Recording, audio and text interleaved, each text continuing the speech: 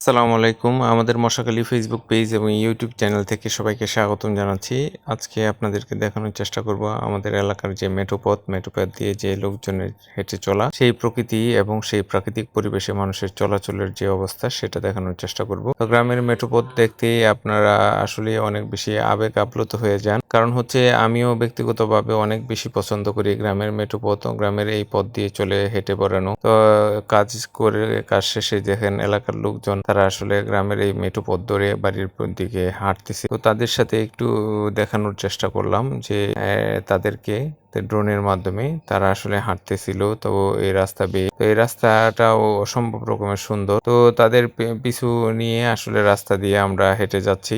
তো চমৎকার সুন্দর একটা পরিবেশ আপনাদেরকে দেখানোর চেষ্টা করতেছি। তো এই মেঠোপথ হচ্ছে বৃষ্টির দিন ছাড়া আসলে অন্যান্য বা শুকনো মৌসুমে চমৎকার সুন্দর থাকে এই পরিবেশটা। তো এই গ্রামের এই পথ বেয়ে আমরা আসলে চলে যাচ্ছি প্রকৃতির এক অভয়ারণ্যে। খুবই সুন্দর, খুবই অসাধারণ একটা পরিবেশ। তো স্নিগ্ধ শীতল এই মনোরম পরিবেশে আপনাকে অনেক বেশি আন্দোলিত করবে।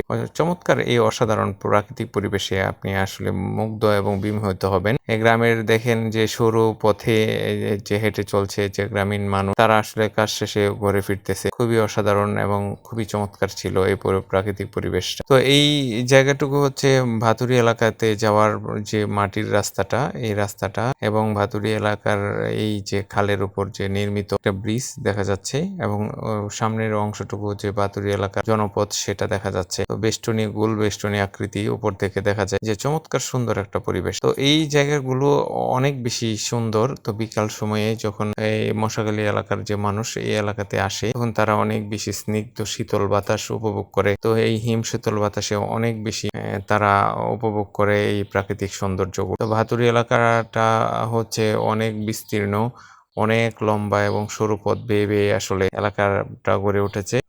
এই খণ্ডিত অংশটুকু যে সামনাসামনি যে মশাখালী এলাকার এই পাশটুকু, তো ওই অংশটুকু হচ্ছে, পিছনের অংশটুকু আবার শিলার বাজার দিকে যাতায়াত এবং অভিমুখ।